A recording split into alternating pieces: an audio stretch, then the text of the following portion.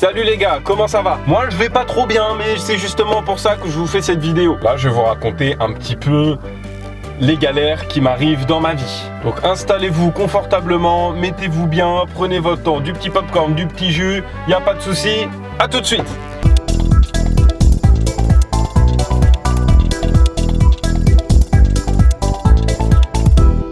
Donc là vous reconnaissez, vous êtes pas bête, je ne suis pas dans mon décor.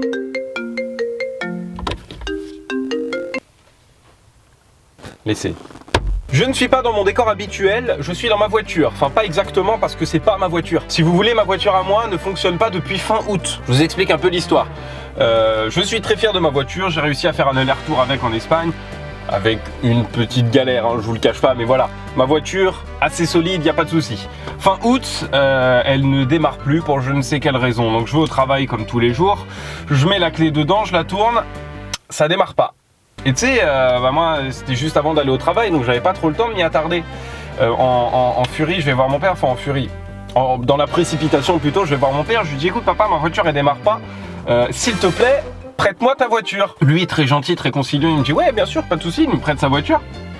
Je vais au taf, tout ça, et dans les jours qui viennent, mon père a décidé de mettre le nez un petit peu dans ma voiture pour savoir ce qui n'allait pas, pourquoi elle ne démarrait pas. Et je fais confiance à mon père parce qu'il a été mécanicien pendant des années et des années. Et donc il me dit, ok Lucas, ta voiture ne fonctionne pas, pour moi c'est la pompe à essence, il faut changer la pompe à essence. Donc on achète la pompe à essence, 50 €, on peut pas la changer parce qu'il faut une clé spéciale.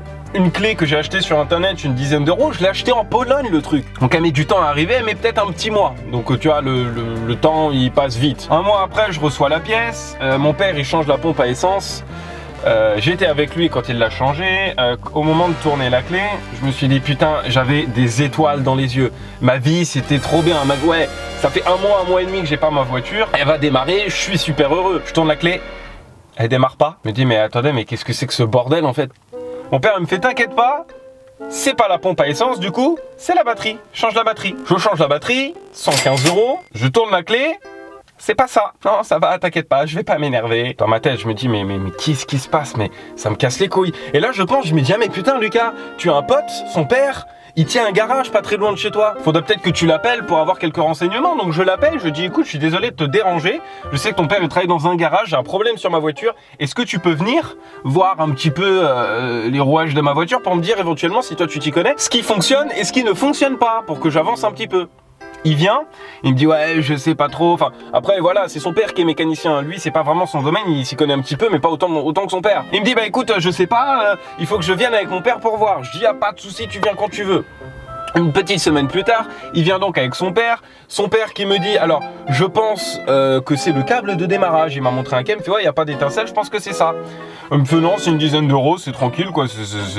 Et moi je me suis dit putain 115 balles la batterie, 50 balles la pompe à essence pour un petit câble de démarrage à 10 balles. Mais tu te foutais de ma gueule là. Je crois j'ai l'argent à Rothschild ou quoi. Et donc il me dit ce qu'on va faire c'est que moi je vais amener le plateau, je vais prendre la voiture et je vais l'amener au garage pour la regarder de plus près. Bah ce qui est normal. Je lui dis ouais y a pas de souci. Donc je lui laisse un jeu de clés. J'ai pas de nouvelles dans la semaine. Au début de la semaine suivante, j'appelle mon pote. Je lui dis écoute, ton père m'avait dit qu'il viendrait avec la dépanneuse, enfin avec le plateau dans la semaine. Qu'est-ce qui se passe? J'ai pas de nouvelles. Il me dit oui, il y a une galère. La dépanneuse elle est tombée en panne, le moteur il marche plus. On est parti faire réparer en Pologne. Bah décidément ce pays il est maudit ou quoi? Attention, je vais pas mettre à dos tous les Polonais. Hein. Alors je dis c'est la galère. Entre ça, il y a un mois, une semaine, un mois, 2 semaines qui passent. Je me dis putain, fais chier. Et à un moment, un matin, je me réveille, je pète un câble. Je dis ok, vas-y, j'appelle mon pote. T'as pas une ficelle, t'as pas une corde, je sais pas, on attache ma voiture, on la traque jusqu'au garage, nique sa mère, tu vois. Et c'est ce que j'ai fait. Je l'ai appelé, on a pris un tendon, on a pris un bâton en bois, enfin un bâton en bois, qu'est-ce que je raconte? On a pris une barre de fer, tu vois, on l'a accroché sur la pomme, hop, on a amené la voiture au garage en la tractant, chose qui est totalement interdite, très dangereuse étant donné que je suis allé sur la nationale parce que j'avais pas le choix. J'arrive au garage, moi je me dis putain yes, dans une semaine je récupère ma voiture. Le gars il me dit ouais dans une semaine à peu près tu récupères ta voiture. Une semaine après je l'appelle, je lui dis c'est comment? Il me dit ouais c'est compliqué, machin je sais pas quoi. En fait votre voiture elle est trop vieille et du coup quand tu branches la valise dessus, rien n'est détecté. Pour ceux qui savent pas ce que c'est une valise, c'est une sorte d'ordinateur que tu branches et l'ordinateur il te dit ok le problème problème dans la voiture, il vient de là. Sauf que je le répète, ma voiture est trop vieille pour que la valise la reconnaisse. Du coup, il faut tout vérifier manuellement. Moi, je vous répète ce qu'il m'a dit le garagiste, hein, j'invente rien. Et bah ça, forcément, ça prend beaucoup de temps. Et donc, entre-temps, parce que, en fait, je vous raconte l'histoire en continu, mais j'oublie plein de choses. Entre-temps, j'ai mes patrons qui me disent, écoutez Lucas, on a su que votre voiture ne fonctionnait pas et que vous veniez en transport.